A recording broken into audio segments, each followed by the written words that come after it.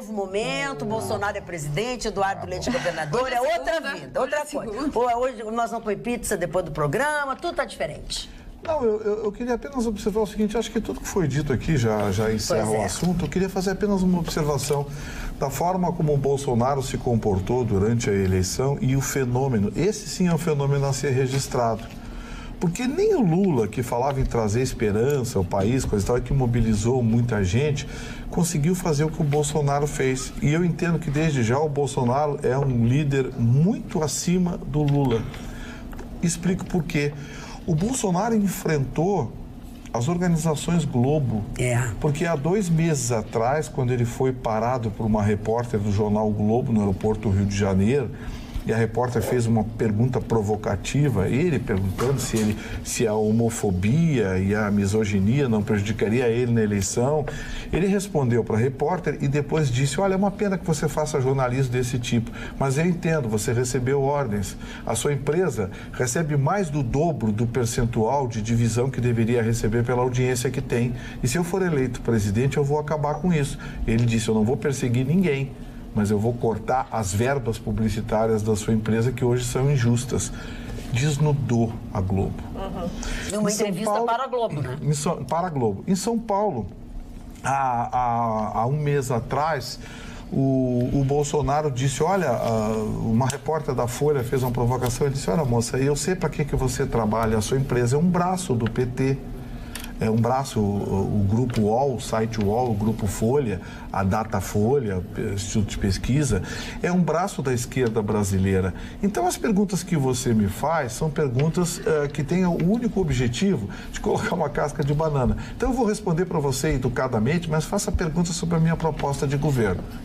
Por que eu estou citando historicamente isso? Porque o Bolsonaro foi peitando e mudando algo impensável no Brasil. Ele tinha 7 segundos de televisão. 7 segundos de televisão. Ele peitou 2 dos maiores grupos de comunicação do país, dizerem em alto e bom som, olha, não é assim como vocês pensam.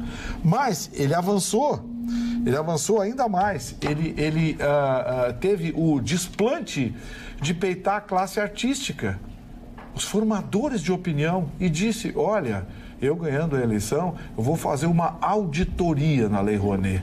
Eu vou saber quem é que está levando alguma coisa nisso. E aí a classe artística se arrepiou.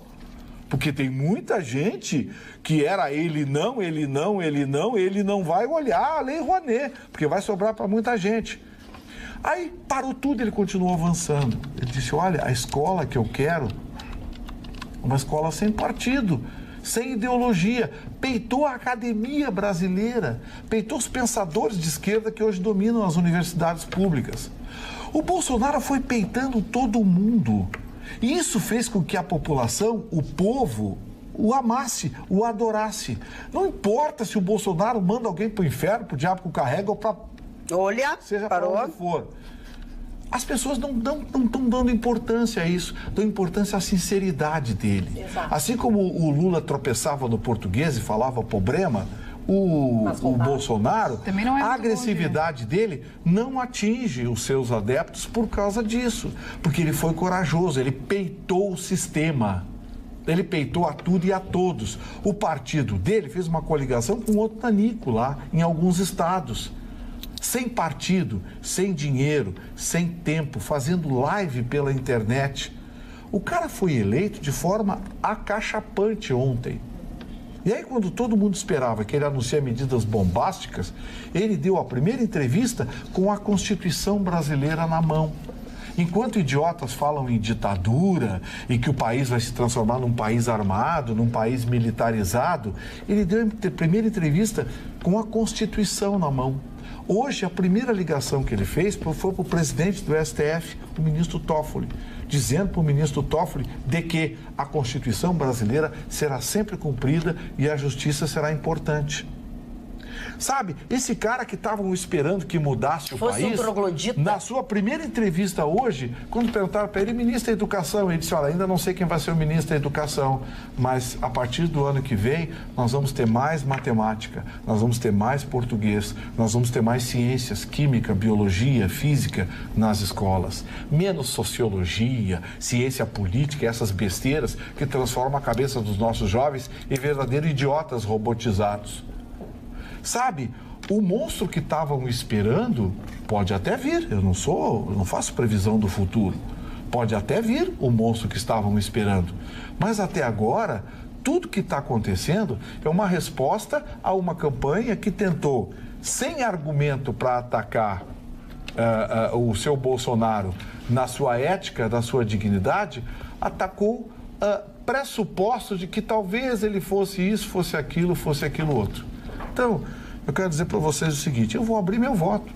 Votei no Bolsonaro no primeiro turno, votei no Bolsonaro no segundo turno. Se errar, vou errar conscientemente, porque todos os demais eu sabia o que iam fazer. No segundo turno, o seu Haddad, eu sei o que ele ia fazer. O Bolsonaro eu não sei. Então eu prefiro apostar numa esperança, numa incógnita, do que apostar numa certeza. Vamos